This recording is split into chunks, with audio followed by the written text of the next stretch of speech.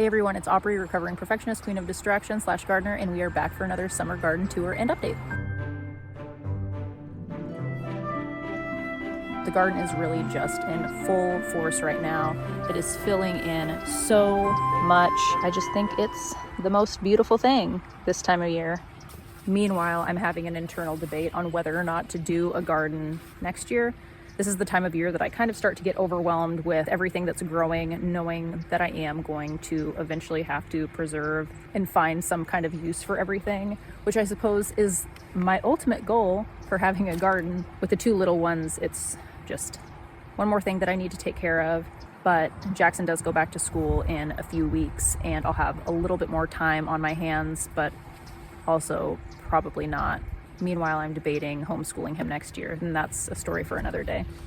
I really love here how the parsley has climbed up and even filled in down here. It definitely makes up for the fact that the morning glory seeds that I planted never ended up climbing. Between the strawberries and the parsley on both sides, I don't think that they really stood a chance. They never made it very far.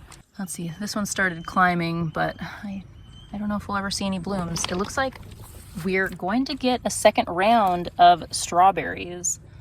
And then those are just spreading like crazy throughout here. I need to figure something else out. My mom and I were talking about expanding this front area here and just doing a small bed out front and letting the strawberries migrate that direction, or I guess rather encouraging them to, but that's a project for another day. Over here, this kale is doing really well. I need to do something with this. And then I should have picked that cucumber. To be completely honest, totally forgot about it. The beets are starting to do really well. That one obviously got pulled out, which nobody told me about, and I found it over here. It's a little squishy. So I'm going to take that inside and figure out something to do with it. I've got a few zucchini that I need to take in the house. And with those, I'm going to do a big batch of some chocolate zucchini muffins that I'm going to bring to a big family camp out that we have coming up soon. So that'll be a good way to get rid of hopefully at least one zucchini. It just seems like the bigger they get, the further they stretch, but I've been able to use them in our last few dinners that I've made. Let's see. Oh, over here, tomatoes. These are getting huge, and then there's even, see that little baby right there. And these cherry tomatoes are starting to get some color. I did hear that if you pick one when they're first starting to show like the slightest bit of color, it tells the plant that it didn't produce any seeds to, make new plants, and it will produce more fruit. I feel like that's a little bit too red to consider that just starting to get color. So I'm just gonna leave it, let it ripen, and I'll let one of the boys pick it. Probably Jackson, because hell, I can't really be trusted in here when it comes to picking things. I'm looking forward to see how big this pumpkin ends up getting. The edamame is doing really well. This morning I did pull all of the shelling peas that were climbing here. I pulled the last of those out. They were just looking real dingy, and it was like all of the pods that we had missed, and they were just really bitter. So I think I'm gonna save those seeds and do another round next year. When I planted the shelling peas, I imagined shelling them and having a bunch of frozen peas, but I think to really get a substantial, useful amount, I would have to just tell the boys that you're not allowed to pick them, and that's really not a reality for me.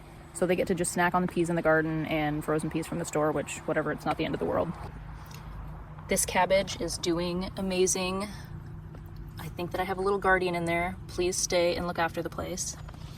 And then what my mom was talking about with the cabbage is starting to happen. Like, we're getting new growth right there, there. That's just that guy. So I'm very eager to see if that ends up working out to where I do get a few small cabbages. I'm really excited.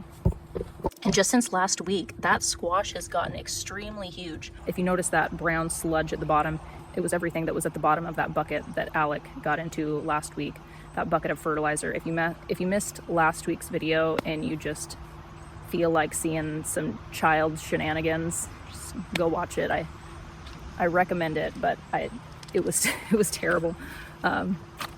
Thankfully, my mom, she was very sweet and came over and she dispersed the fertilizer around the garden on everything. And I'm just still loving these nasturtiums over here. This is so beautiful. I love this corner. I know I said in a few videos that I needed to add more dirt to the potato bags. I still haven't done it. But I noticed these ones and the other potato circle thing, they're starting to die back. So it's probably just too late to even do anything about it, and I need to figure out when we need to be harvesting those, but I'm very excited about that. We do have quite a few beans that need to be harvested, but I'm going to save those for Jackson later today. And then this marigold is finally looking like it's going to start producing flowers. I've really been looking forward to that since I saw the one over there. And then we've got color. I wonder if this is one of those situations where, like, all right, I'm gonna do it. I'm gonna pull it and we're gonna see what happens. Will it produce more fruit? To be completely honest, I don't know if I actually do want more fruit, because then that's just more stuff that I have to take care of. But I suppose really the more the merrier, and while I'm doing whatever, I might as well just process one extra jar or something. Okay. These purple beans, there were a couple baby beans that I showed you last week that deer ended up getting, but in between then and now, this happened. So let's see, there's another couple down here. They really are just such a pretty shade of purple. I don't know why it's not focusing on it, but whatever. Again, something that I'm going to save for Jackson to pick. The sunflowers are blooming. This one just last night, I noticed just the slightest little bit of yellow petal starting to pop out. And it's opened up so much, even just since this morning when we noticed it. So Jackson's going to be really excited to see that. And Alec loves the sunflowers. What the heck is that? Oh, I thought that those were bugs, but it's just things that have fallen off the mullein, which is just a giant. It doesn't look like there's a ton happening in cucumber land other than that one there. And there's a little buddy there. I'll save those ones for Jackson. And then how about these zinnias? Let's see, I think, yeah, this was just one plant, so I do think that there might be something to pinching off that first one. Ooh, how rude. Wait, I thought it was the deer, but that was definitely me that did that. Haha, how funny. And then this birdhouse gourd is just our pride and joy out of them all. I'm really looking forward to collaborating with Jackson and deciding what we're going to do with all of those birdhouse gourds. I hope we at least get one. The boys were able to get some blueberries this morning.